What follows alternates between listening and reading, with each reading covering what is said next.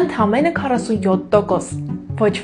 խոսքը ուսանողների ուղևորատոմսի զեղչի մասին չէ։ Այսքան է կազմում Երևանի պետական բուհերի հոգաբարձուների խորհուրդներում վարչապետի առաջադրած քաղաքական պաշտոնյաների կամ քաղաքացիական պայմանագիր կուսակցության հետ կապված անձանց բաժինը։ 100%։ Այդքան համոզվածությամբ ինքնավարության այդպիսի մակարդակ է խոստացել դեռևս ընդդիմադիր Նիկոլ Փաշինյանը 2018 թվականին։ Որևէ կուսակցական չպետք է իրավունք ունենա լինել որևէ բուհի ռեկտոր եւ բոլոր բուհերը պետք է անցնեն 100% ինքնակառավարման։ Պետության կառավարումը ստանձնելուց հետո քաղաքացիական պայմանագրի անդամները խոստանում էին ապակուսակցականացնել բուհերը։ 2021-ին, սակայն, բուհերի հոգաբարձուների խորհուրդներում սկսեցին հայտնվել քաղաքացիական պայմանագրի անդամներ։ Նրանք, ըստ Նիկոլ Փաշինյանի, գնում էին բուհերի ապակուսակցականացումը երաշխավորելու։ Երբ որ Սուրեն Պապիկյանը դառնում է ԵՊ խորհրդի նախագահ,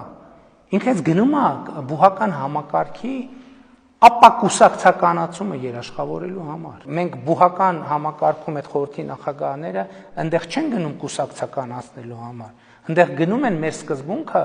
ապակուսակցականությունը պահելու, պահպանելու համար։ Այս նպատակով արդեն 28 քաղաքական պաշտոնյայի եւ քաղաքացիական պայմանագրին փոխկապակցված անձի Նիկոլ Փաշինյանը առաջադրել է բուհերի հոգաբարձուների խորհուրդների կազմում։ Ապակուսակցականացման նման տրամաբանությունից հետ չի մնացել նաեւ Կրթության, Գիտության, Մշակույթի եւ Սպորտի նախարարությունը, որի առաջադրած անդամներից 11-ը կամ քաղաքական պաշտոնյա են, կամ կապված են կառավարող կուսակցության հետ։ Ավելին, Տիգրան Ավինյանը, Ժաննա Անդրեասյանը, Սուրեն Պապիկյանը, Վահագն Խաչատրյանը եւ եւս 4 այլ քաղաքական պաշտոնյաներ հանդիսանում են Երևանի 12 պետական բուհերից 8 խորհուրդների նախագահներ։ Այս պահին շրջանառության մեջ է դրված Բարձրագույն կրթության եւ գիտության մասին օրենքի նոր նախագիծը։ Չնայած նախագիծը ունի ոչ հստակ ձևակերպումներ, Բարձրագույն կրթության եւ գիտության կոմիտեն խոստանում է, որ նոր օրենքում կարգելվի պաշտոնյաների եւ կուսակցականների ներկայությունը հոգաբարձուների խորհուրդներում։ Իսկ թե ինչպես կիրագործվի այդ խոստումը, կտեսնենք առաջիկա տարիներին։ Իսկ մինչ այդ քաղաքական պաշտոնյաները եւ կուսակցականները կշարունակեն